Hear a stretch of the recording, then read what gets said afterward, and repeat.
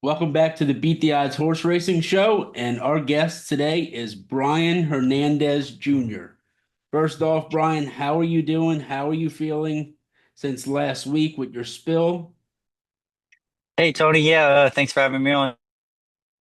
I'm getting better with each day. We had the surgery on last Tuesday, so it's a week yesterday that we had the ribs repaired. They came in and put some plates and some pins in five of the seven fractured ribs, and each day we're just getting stronger and stronger and just kind of recuperating and trying to get back to work. That's right, day by day. So I That's know it. I know your family is big in horse racing. Your brother is a jockey. I see at the fairgrounds all the time with you as well. Was it always being a jockey, or was it always the horse racing industry for you? Growing up in Louisiana, my dad was a jockey for a Hmm. long time. He rode the Evangeline Delta Downs in the fairground circuit. So kind of grew up on the backside of Evangeline Downs, and it's just kind of one of those things where, as a kid, you always want to mimic your dad. So Yep, watching him be a jockey and watching him ride every day was kind of one of those things that just always attracted us and drew us into the sport. And it's a sport that we've known our whole lives and just kind of fell into it. that's right. I love that. Was he the jockey that you looked up the most as you were starting to be able to ride? Yeah, back in those days, back in when I was growing up, it wasn't like it is today where you can just turn on TV and turn on the TV at your house and get racing Hmm. from all over the Hmm. country. You kind of had to go to the racetrack and watch the Hmm. racetracks that were local, and then you got to watch a couple simulcast races.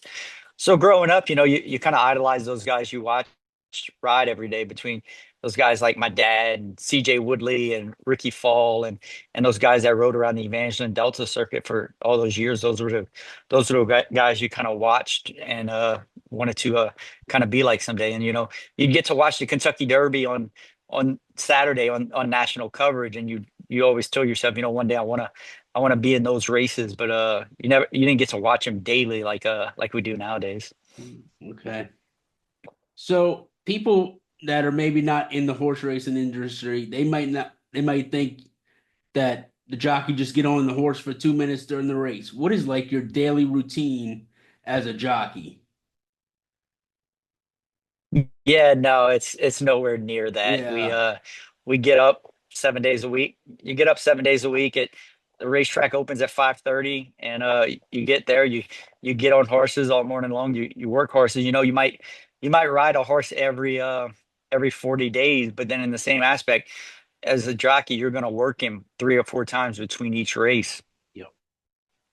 So you have to go out there every morning and build those relationships with the owners and the trainers. And you, one of the other things too is you have to have a really, really good agent that can kind of push you forward and get you on the better horses. And then once you're able to get better horses and stuff like that, things kind of get a little easier and you're able to kind of just ride better horses, and that's kind of always every rider's goal. But back to your question, it's definitely a daily grind of just traveling. That's another thing a lot of people don't realize is the amount of traveling we do as a rider. You're never really home a whole lot because you're moving circuits and you're away from your family, and it's just it takes a toll on you after a while, just the traveling aspect of it.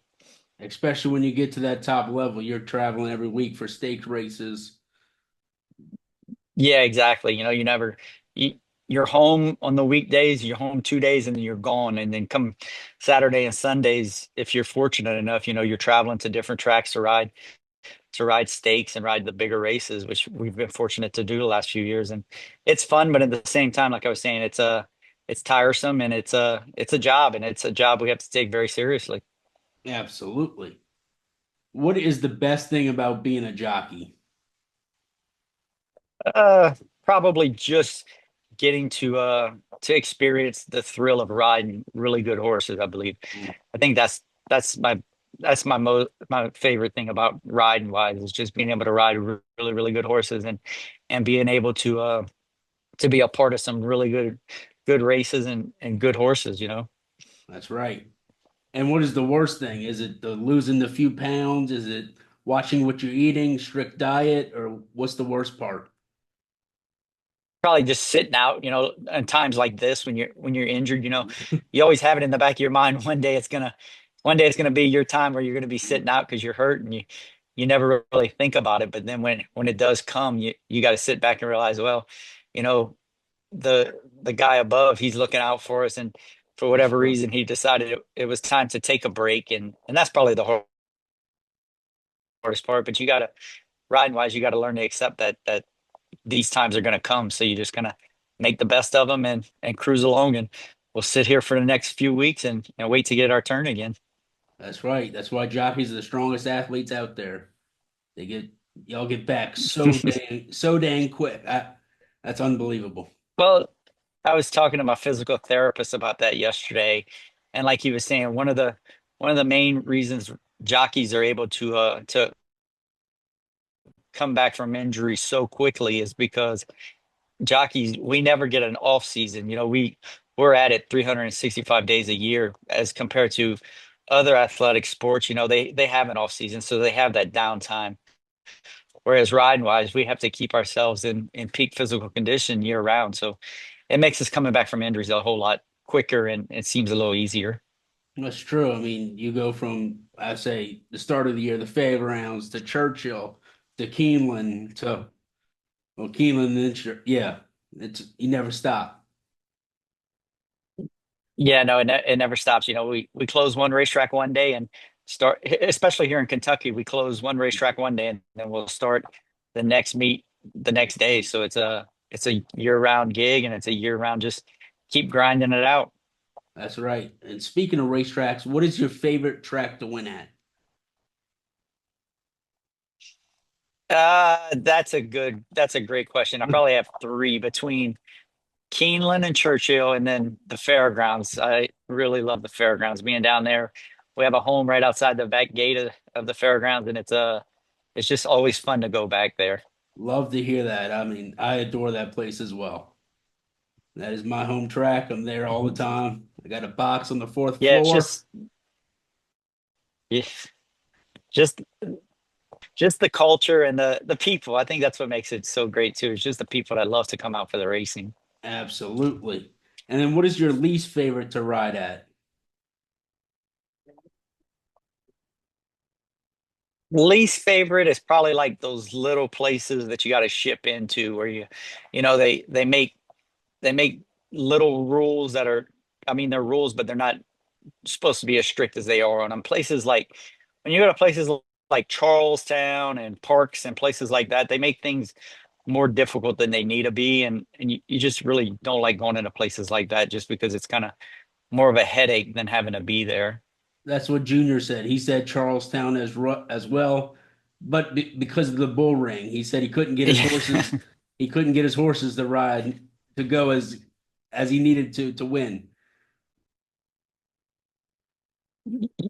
Yeah, I mean that's another thing. But you know, I first started riding at Delta Down, Yeah, so it's another aspect of once you get to a three-quarter of a mile racetrack like Charlestown, you got to kind of change things up and try to go forward and never. You're always at a place like Charlestown. You always seem like you're chasing on a horse. There's never just sit back and let them finish. It's always go go go. But that's it. They have a lot of cheaper races and a lot of cheaper horses that run there. So that's kind of the way the racetrack sets up. that's exactly what he said. He said the horse never gets a break there. Yeah, no, that's exactly it. You just always go go go go. That's exactly what he said. So I guess, and I get the fairgrounds. What what makes Churchill so special to you? Is it the Kentucky Derby that's there, or just I guess a lot of the horse racing people from the fairgrounds go to Churchill, but what has made that place so special to you for the last 20 years? Just the fact that this was the first place I came right out of Louisiana was Churchill Downs. You know that right after I graduated high school, I moved here to Churchill and started riding there. and the people. It's become like our family for us. That over the last 20 years, they've accepted me, and I've built. We formed here in right outside of Louisville, close to Churchill, and it's become my home now, and it's our home base racetrack. So that's kind of why it is so special. Is that it's been home for the last 20 years, and we just really enjoyed it. And then on top of that, it is the home of the Kentucky Derby, so that always adds a little icing to the top of the cake. Absolutely. All right, so I wanted to put this interview into two sections. I wanted to talk about you and your preferences and your daily life with the jockey, as we just did. Now let's talk about some of the great horses you've ridden, because you ride Thorpedo Anna, Mystik Dan, Fort Larned, Rattle and Roll, Brilliant Birdie, and Burnham Square. That is an amazing list. One second, you froze up. I didn't All right, hear the last question. we good? Yeah, I think we're good now. Okay, okay. I wanted to switch over to the second part and just talk about some of the great horses that you've been blessed to ride, like Thorpedo Anna, Mystik Dan, Fort Larned, Rattle and Roll, who comes from the clouds, Brilliant Birdie, and Burnham Square. Talk to me about that 2012 season with Fort Larned, as he went from a allowance win to start, and then he ended the year winning the Breeders' Cup Classic. Yeah, that was a great year. That year there, I was kind of struggling a bit. Went and ride many winners, and I had just hired my agent that I have now, Frank Bernice. We've been together now, going on 14 years, I think it is. And we were at Churchill, and it just so happened we got lucky that we were going out of town to ride another horse in Iowa, and Ian Wilkes, the trainer of Fort Larned, he was going to run Fort Larned in the Cornhusker, and he needed a rider because Julian Leperoux had another call in the race, so he let us ride him in the Cornhusker. And fortunately enough, we got lucky. We won the Cornhusker with him, and then he kept us on the horse throughout the rest of the year, and went on and won the Whitney. And then at the end of the year, it all culminated to winning a Breeders' Cup Classic with him, and just winning a classic like that kind of it changed my whole career. It went from just struggling to get by and try to get mounts and ride winners to all of a sudden the world seeing that you can perform on the big stage and win a race like the Breeders' Cup Classic. It changed everything for us, and we're always forever grateful to Ian Wilkes and the Whittams, the owners of Fort Larned. But he was an amazing horse. I think he was the first horse that really taught me how to ride a really really good horse, to just stay out of their way and then trust in them, that if you let them get in a good rhythm and let them travel along nicely, they're going to get you there. And that's what he did. He just Once he left there and got himself in a good position the first part, after that each pole he just got faster and faster and faster, and then he just tend to like the mid part of the race, when other horses would go after him, he'd run away from them again. And it always seemed like it would tear the heart out of those other horses, and then they'd just kind of give up. And he was an amazing horse. I mean, it looked like Game on Do. I mean, Mucho Macho Man was coming, and he just never let that horse go by. Yeah, he just never would let him go by, and that was the crazy thing about it. We turned for home in the Breeders' Cup Classic, and I'd never been in that position before, Hmm. and I'm like, oh wow, we're about to win the Breeders' Cup Classic. And then Mucho Macho Man came to him, and he just kept finding and finding. I mean, just like in the race caller's call that day, he goes, Hmm. Fort Larned just keeps finding, and that's what he did. He just kept finding more and more, and he was determined to win that day, and he laid his life on the line for us, and it was such a thrill. And like I said, we're always grateful for it. Absolutely, that was a tremendous race, and it happened on your birthday, I think. It was on my birthday. I believe it was my 27th birthday. So that was a really cool experience to go back into the winner circle there at Santa Anita, and the whole grandstand was singing happy birthday to me. That's So it was incredible. yeah, that's a memory you'll never forget, that's for sure. That's incredible. All right, the next horse I want to talk about actually runs this weekend. Torpedo Anna. I mean, the next two horses, they happened simultaneously for you last year. But ladies first, Torpedo Anna. When did you know that she was going to be something special? God, what an amazing filly she is. We knew she was something special.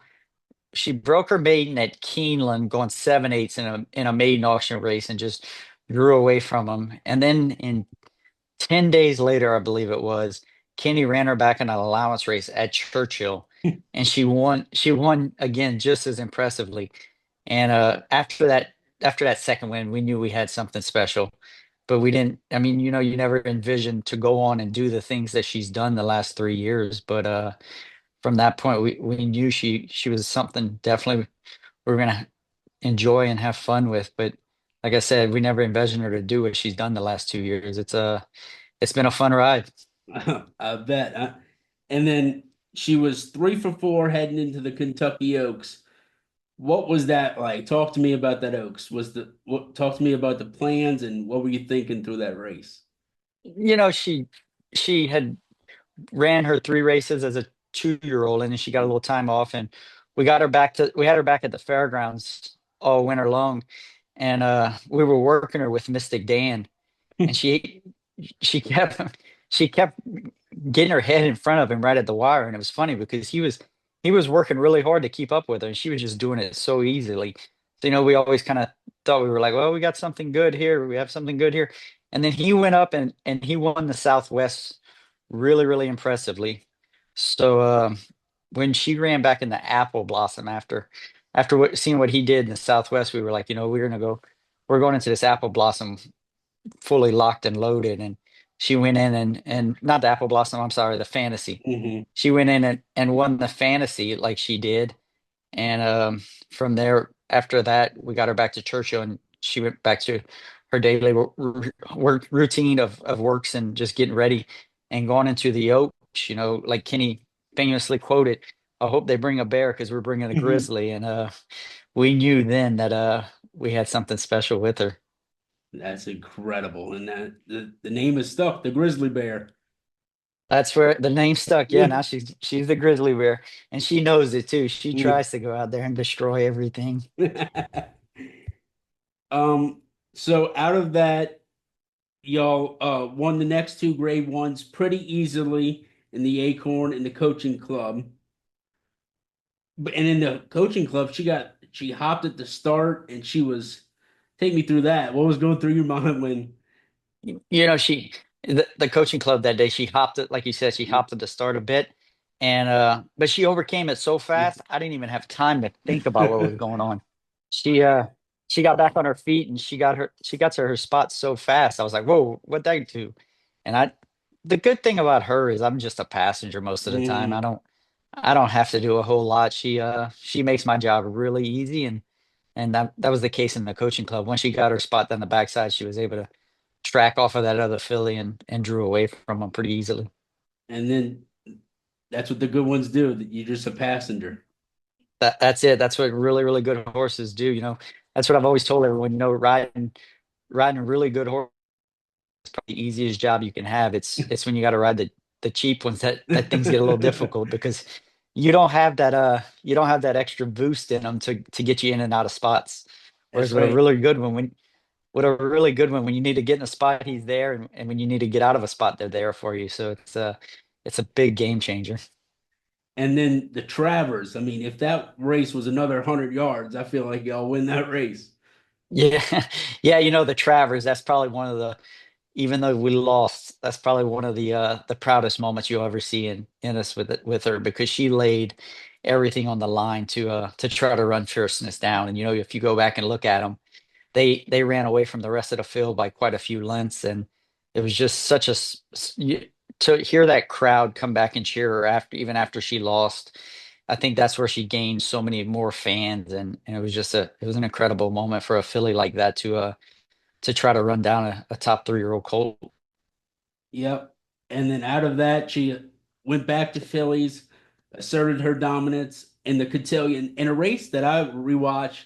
I didn't really think it went y'all's way. I feel like it was a lot of things that went not how y'all envisioned, and she still got the job done. Yeah, that was a really rough trip on her. Probably a little bit due to my part, and then also she had just come back off of the big effort in the Yeah. Travers, so it was a little bit of a bounce effort. But she was stuck in the pocket a long, long time there in Philly, and she had every opportunity not to go after and run that Philly gun song down. And hmm when she finally tipped out at the head of the lane, she switched leads and she just pinned her ears and went after gun song. And I didn't even have to slap her with the whip that day. She knew her intentions, and she was like, you know what, I'm not losing again. And she went and ran her down. I love that. Now you're going into the Breeders' Cup, facing older.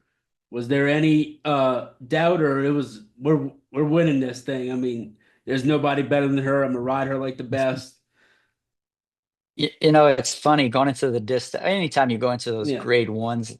those grade ones like that, you're always cautious because your competition got there because they deserve to be there. So you're always kind of looking at it as you're on the best horse, but at the same time you have to be cautious of your competition because they're there for a reason, and it's to beat you. But in the distaff, she was amazing. I'll give you a funny story about the distaff. She we left the gate and they put a camera on my helmet, hmm and the helmet cover, it had a really really long, really really big bill on it.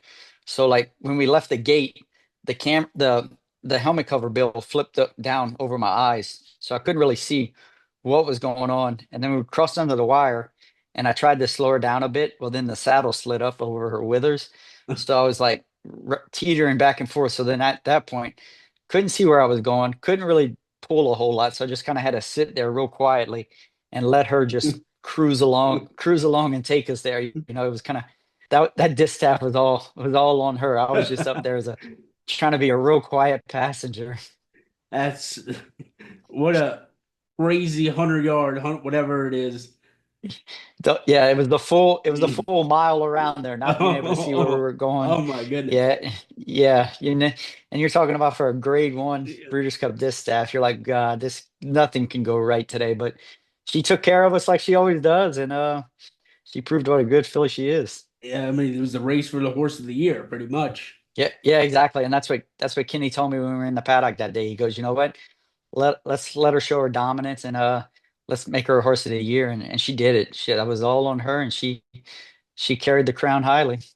That's right. I mean, horse of the year. I mean, she's been unbelievable. Do you She think has she, been. do you think she's better at 4 years old than she was last year? She's matured a lot, and she seems to be better. Everybody keeps saying, "Oh, well, she's not as good as she was last year. She's not as good as but she's done everything we've asked of her this year. She's beaten everybody. She had the one clunker race in the La Trion, which she had her excuses. She got knocked really hard She going did. around the first turn and took a lot out of her. But you hear all these critics about, oh, her numbers haven't risen, this and that, da da da. But who cares? She keeps beating everyone. She's the best filly in the country right now, and she keeps doing it. So I mean, you can go off all the numbers and everything you want. When you have an athlete like she is, they're just dominant, and she's a true athlete. I mean, all you got to do is win the race. I mean, it don't matter about it. Exactly, exactly. It's horse racing. As long as you cross there first, it doesn't matter. If you keep doing it and beating everyone else, you're the best at it. That's actually what Junior said 2 weeks ago. He said, Bill doesn't care if I win by 12 or he wins by a neck. I just got to win. Exactly. You want to be able to show that you are the best horse on that day. And she's been the best filly or the best mare now all year long, minus that one day. But she's rebounded. And what do you think about her going into this race this weekend? I mean, it's a 5 horse field, and you got the 3-year-old filly for Mark Cassidy that looks really good. But at the same time, we're talking about the horse of the year. She's the one they're going to have to beat, and she's doing well. She's trained well. I worked her 2 weeks ago before I got injured, and she's just her normal self, where she wants to go out there and show her dominance and show her brilliancy. So I think going into Saturday, she's doing as well as Kenny would like, and we'll see what she can pull off on Saturday. It'll be exciting to watch her again. Absolutely. I can't wait. Great day of racing all around the country. Yeah, it'll be. They got quite a few good races at Keeneland that day. Yeah. All right. Now I said simultaneously Mystik Dan. What does he like to ride? I mean, he's a gutsy little horse. He's such a cool little horse. I mean, he's one of those, we like to call him a people pleaser because he just wants to go out there and he's like the dog that, he's just always around and just kind of wants to make everyone happy. And that's kind of his attitude. He's such a cool horse. And the thing that makes him so good is his athleticism, that he's able to turn it on and turn it off so fast that like it's like a light switch. When you need him to go forward, you ask him and boom, he's there. When you need him to turn off, he turns right off. And I think that's kind of what's made him such a good racehorse, is that he's so intelligent and able to do things quickly that a lot of horses can't really do. I mean, he needed that last weekend. He was going through a spot, got shut off, and he kept Yeah. coming. He kept coming in, and he loves Churchill Downs for whatever reason. When he gets back to Churchill, he kind of blossoms, and it's funny because he's so smart. Robbie Alvarado gets on him every morning, and we talk about it quite a bit. He knows, like when he's out there on the racetrack at Churchill, he knows exactly where he needs to pick it up in every spot on that racetrack and where he needs to ease up and slow down. It's just amazing to watch the things he does. He's the type of horse, he could go out there in the mornings and train himself without a rider on his back and do it exactly like you'd want him to do. That's amazing to hear. It's something crazy. If you get to witness it, it's pretty cool. That's one thing I didn't get to do training at the fairgrounds when they were there. I did not go out there all winter to see them, and I'm bummed. Well, let's hope we get them all both back there this winter. We'll cross our fingers and hope we do get them both back there training over the winter. Come on. So going into the Derby, he freaked over the slop. Now, I believe it was supposed to rain that weekend, but come Derby time, it was dry.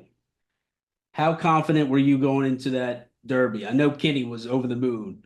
I know he was confident as ever. Yeah, when those positions came out and we drew the post we did, and then the Wednesday before Derby, Kenny brought him out and he told me, he said, "Hey, just take him over to the gate and pop him out of there and let him go an eighth of a mile and then just get him back to you and gallop him around there." So when we did that and he left there really, really good, I was like, oh man, we're gonna have a big chance in the Derby, because with him drawing the inside, he was gonna be in there a long time. Mhm. But he was so sharp after we did that on the Wednesday. Come the Saturday for Derby Day, when he left the gate like he did, I was like, oh man, it's gonna take a really good horse to run him down today. And like I said, I picked Mystic Dan to win the Derby, and everybody was texting me. I was like, I, if I'm remembering correctly, it was supposed to rain, and I'm like, I'm going back to that Southwest performance. But then as it came close to Derby time, it was dry. I was like, please It God, was nobody asked me why I'm picking this horse. No, I completely agree. But if you went back and watched his Arkansas Derby race too, it was a sneaky good race, because going around the first turn, he had a horse to his inside, and that horse just completely bolted and sideswiped him Mhm. really, really hard. And it cost him, like he dropped back like 8 or 9 lengths out of Mhm. position where we needed to be. And then from there, he had every right to just give up on me and not run home. And when I called on him at the 516 pole to just try to make up some ground, he closed so hard into those horses, and just for him to get up for third that day, Mhm. it was massive, because if he doesn't do that, he doesn't get into the Derby. He doesn't have enough points to get into the Derby. So for him to get up and run third that day, we knew after that Arkansas Derby that we had a legitimate chance with a 3-year-old like him going into the Derby the right way. So we were excited about him. Yeah, and y'all, I mean, you've given great rides before, I mean, all the time, but that Derby ride was flawless.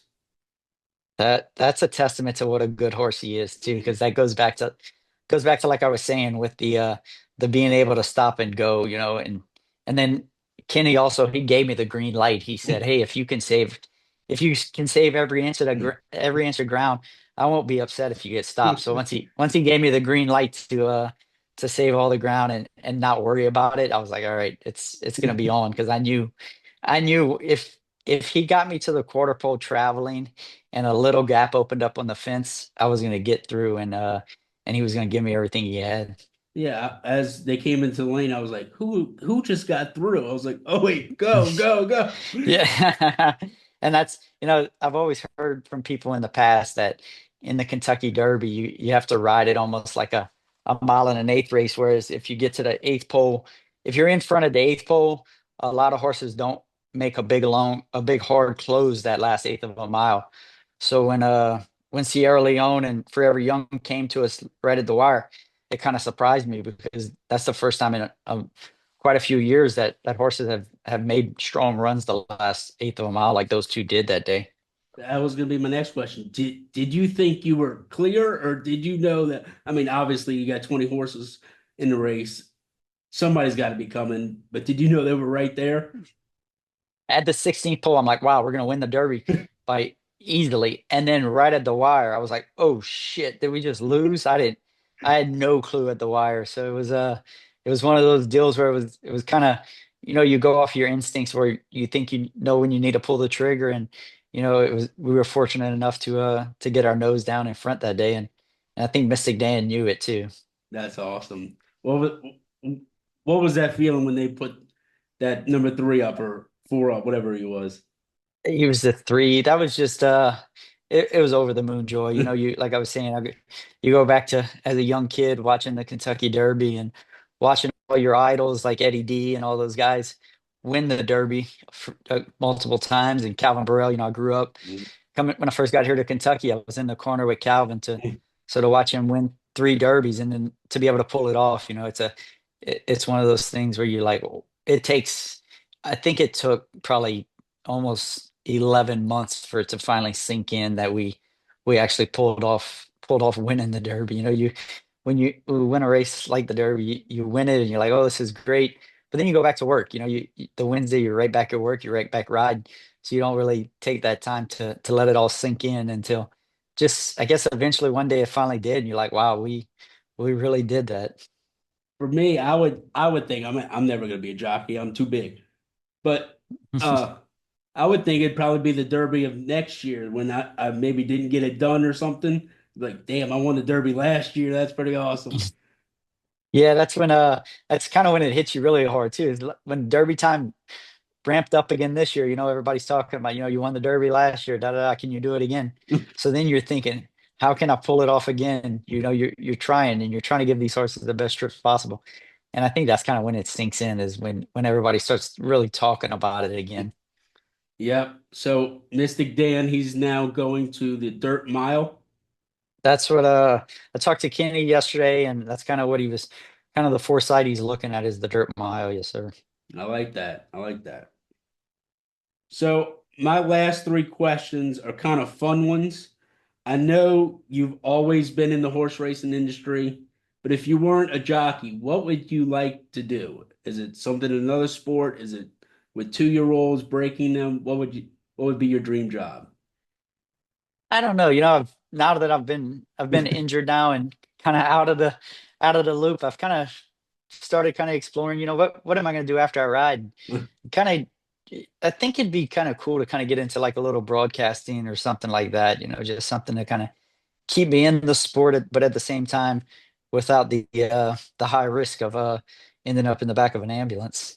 That's what another NOLA boy, Joe Talamo, just did. Yeah, and he's done a great job with it. I was actually texting back and forth with him a couple days ago. Yeah, my first year at the racetrack at the fairgrounds, he won his first of two, and then he Oh left. wow. Then he Yep. left. Yeah, he didn't come Yeah. back. Yep. That was my first year going to the fairgrounds. That was 2005, right? Yeah, No, yeah, I think five. right after Yeah, Katrina, maybe. right after Katrina. Yeah, we missed the year of Katrina and then we came right back the year after. Yep, that was Yeah, my oh first five, year. oh six. So, what horse that maybe wasn't a superstar that you just loved riding? Uh, there's been so many of them. That's a good question. Like I said, there's been so many of them. Probably when I first started riding a horse like Cielo Gold. He won the Indiana Derby, and he was just a solid little grade 3 allowance horse. And Mm. but the good thing about him was he tried every time we let him over there. Even if he couldn't win, he was always going to be second or third. And he always gave you big effort. So horses like that, horses that just really give you everything they have, and go out there and give you, even though they're not top tier horses in their correct level, they'll run big and give you everything they have. Horses that just get that paycheck. That's it. Exactly. Horses that just keep trying, and they show up for you. They love their job, and they want to please you. That's awesome. All right, our last one is kind of multi-tiered. It's like a king of the hill. So I'm going to give you two horses, and you tell me which one you think is better. Okay, I'm going to start off with McCracken or Fort Larned. Oh, Fort Larned by far. Okay.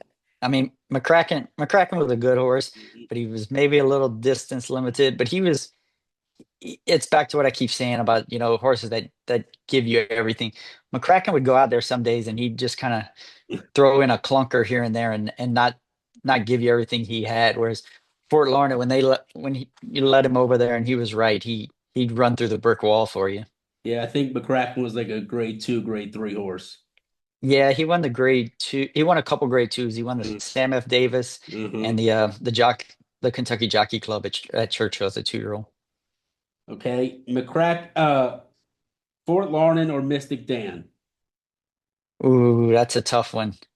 That's that I'd have to say they're equal, just because Oh, one one gave me my first grade 1 winner and Breeders' Cup, and then Fort Larned, I mean, Mystic Dan gave us our Derby winner. And if you go off of purse earnings, they're about equal. So we'd have to say about equal. all right, we're gonna have a three-way tie because I'm adding Torpedo Anna.